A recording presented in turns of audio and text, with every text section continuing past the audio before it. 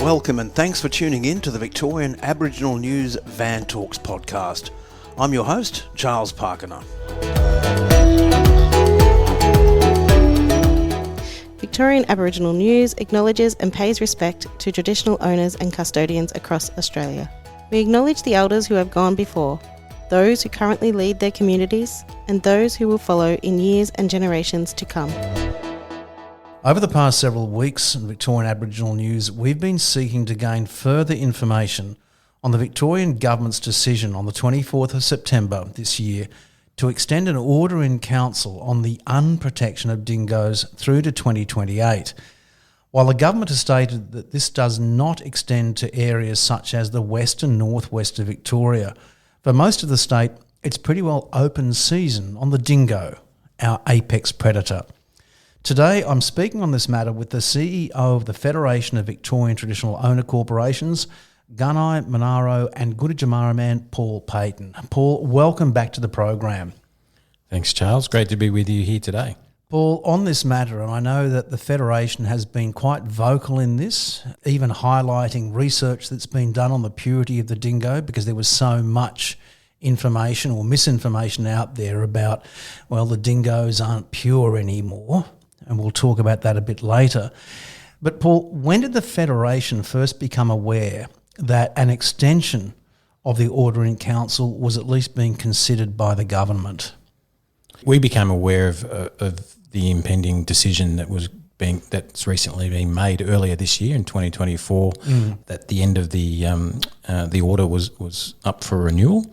So when we heard of that, we sought to seek the views of traditional owners around the state to make sure that any advocacy that would be taking to the government around this issue would be well informed, to ensure that those messages are supported by traditional owners. And we've sought to give advice to the government on the decision and what's going to ensure that the dingoes are protected going forward. Once awareness was gained of the impending decision or the impending review of the order in council, what level of consultation was undertaken by the government with the Federation on this matter? Well, once we'd learned of the impending decision, we spoke with departmental representatives and sought to gain further information as to what consultation was occurring and provided a perspective and a viewpoint on the requirement to work in partnership with traditional owners on this. And we were reassured by the department that they were working in partnership with traditional owners on this. It's not really what many of the traditional owners are saying, though. Absolutely. And our experience on consultation on this issue only occurred at the 11th hour. So from what I've heard, a lot of the traditional owner groups received, I believe, about a 6-page document asking for their feedback on this matter. And it was only about a month out, which was barely time enough to go in and do their own research and prepare adequate consultation. So when the awareness was gained here in the Federation, what level of consultation? Let's get down to some of the nitty-gritties. What were some of the conversations that were had with DECA, as opposed to just, yes, we're committing to you, Mr. Paton, that we're going to be working with the TO groups? From what I understand, there was some discussions directly with some traditional owner groups, those who were more vocal, such as Barinja Ganjil, Land Council, but there wasn't a comprehensive statewide consultation or even partnership with traditional owners to undertake the process and review towards the ultimate decision that's recently been made. Was there advice given from the Federation to the state government on this matter, regardless of the focus of the advice? But was there specific advice given prior to the 24th September? Definitely. We gave in writing a letter to the Minister giving advice in regards to working in partnership with traditional owners. Now, this is Minister Ros Spence. The letter was sent to Minister Dobombolis with a copy sent to Minister Spence. Right. Okay. And that letter outlined the need to work in partnership, the need for traditional owners to be part of the decision making and not be treated as stakeholders, and also provided alternative measures that could be considered and suggesting trial sites and removal of baiting and the like, and all outlined in the letter, so that we not only said that the government need to work in partnership with traditional owners, but we actually gave some practical solutions that that could be considered as part of the decision making. And we've heard about a number of those alternative systems from Professor Ewan Ritchie on this program beforehand, which includes the use of large dogs, even of donkeys, different fencing, all those sorts of things. What was the response from the government? Or let me ask, did you receive a formal response from the government on your initial email or letter into them? There was no formal response to the letter that was sent. Okay, how about an informal response? Was there anything heard at all? There wasn't any response to the letter from the government. Have there been conversations since then about this matter with DECA or the ministers?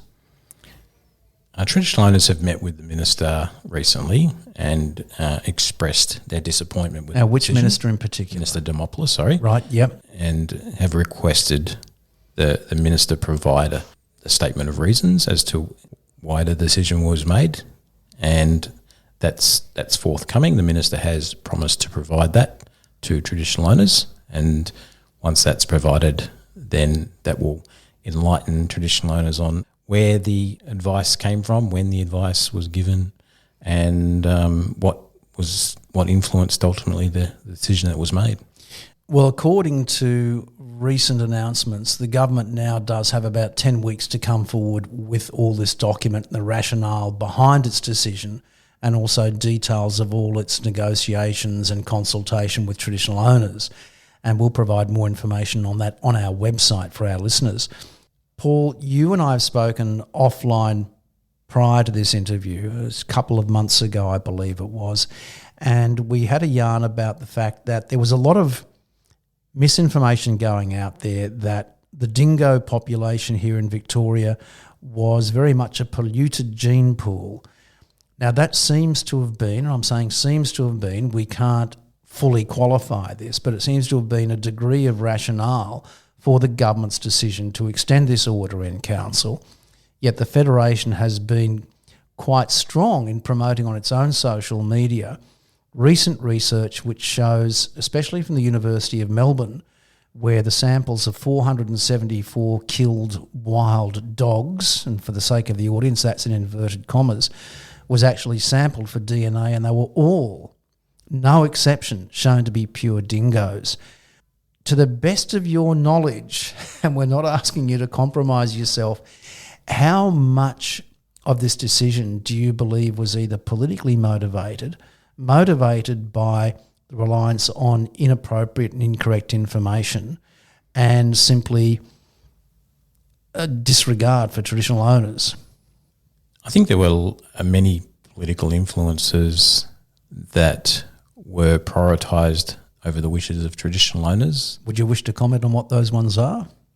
I think there's a strained relationship in the community between dingoes and the broader population, particularly in our agricultural industries. Sure. And I think that the decision weighed heavily on those political considerations, political relationships and pressures that exist, and wasn't based on any science or honouring the role that dingoes play. They've been in our landscape for over 5,000 years and have coexisted with humans for that time, and I think that we need to protect them as a species. They are a native species to this country, and we need to... What would you like to see happen now from the government? I mean, obviously we'd like to see that order rescinded, there's no doubt about that. Realistically, that's not going to happen in the short term, although cross fingers touch wood it could.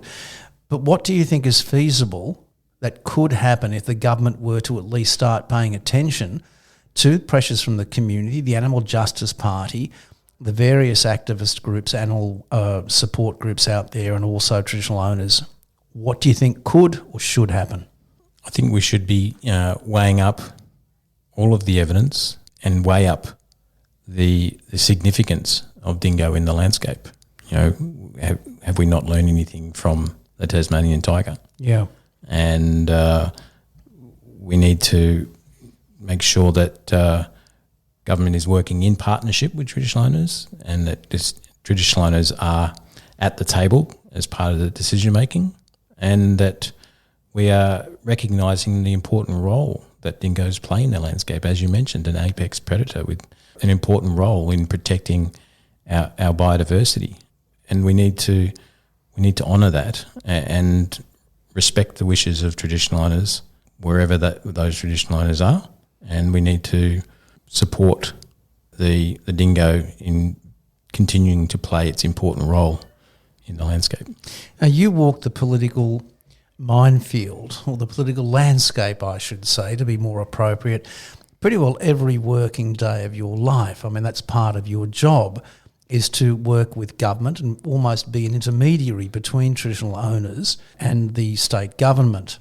We're looking at a state here in Victoria that's leading the country with truth-telling and treaty, and it's a sitting government that's been instrumental in these areas. So, look, your own opinion, just what does this say about the Victorian government's real commitment to full and open negotiations with traditional owners on matters that impact culture, community and country? I want to give credit to the government for where they've got us to today. Sure, but absolutely. I would say that we have a long way to go. We hear the word partnership used far too flippantly. It seems to be thrown around a lot, doesn't it? Yeah, and our experience, traditional owners' experience, is that partnership is about making decisions together. There's no surprises in a partnership, and there's coming to the table on equal terms, and that's going to play out in treaty. But I think there's a certain bravery that's required by the government to let go of some of its power, and it's made a commitment to self-determination, which also means respecting culture and transferring of power and resources. And I'm not sure that the government actually knows how to do that, and I think they would acknowledge that it's something new to them and that they want to do, but we've got to learn to do that together, and that's part of the journey we're on, and we're going to have to work together to find those solutions, and we can come to the table with what we see is what true self-determination looks like, what partnership and decision-making looks like, and the government should be coming to the table with a level of openness and commitment to seeing that achieved.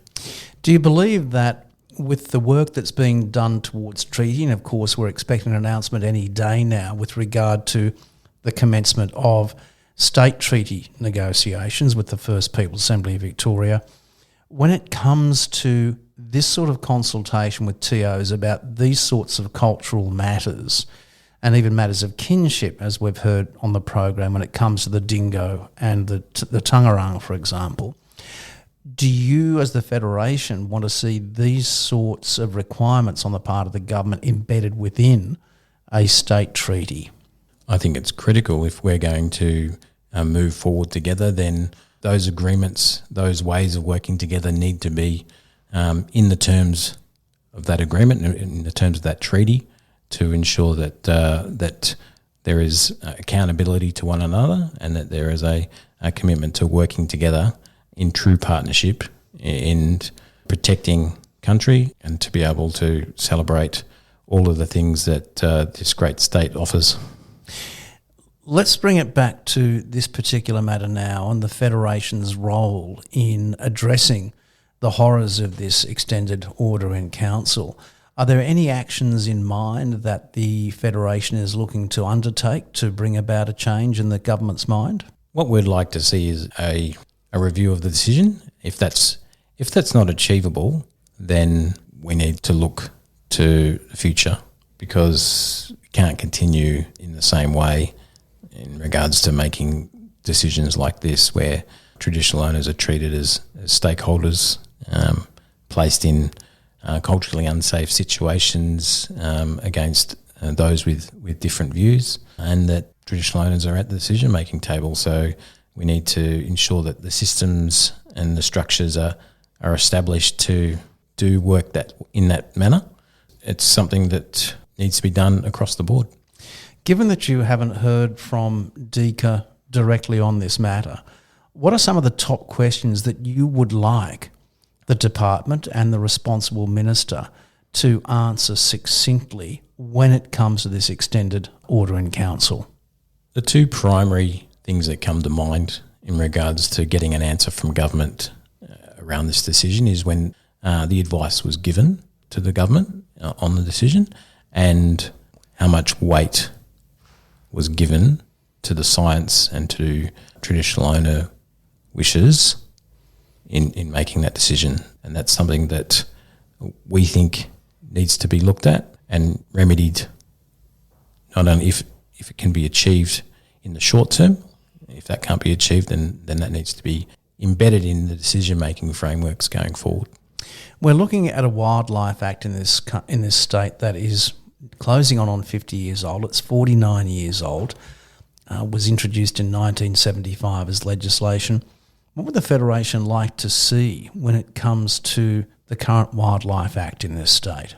It goes back to some of the things that I've already mentioned in regards to traditional owners having a say over culturally significant species. Yeah. And ensuring that those opportunities are embedded in the Act, and that they're legislated to ensure that traditional owners can be part of that decision making when it comes to the protection and promotion of native species, culturally significant species within the Wildlife Act, and therefore any future decisions would probably look different. Now, last question before I let you go, because I realise you've got to head off to a meeting in a couple of minutes. I'm aware that the Victorian Farmers Federation has spoken to the Barangi Gadjin and probably some other traditional owner groups as well, especially in those areas where the order in council was not extended. I'm only aware, though, of the Barangi Gadjin right now.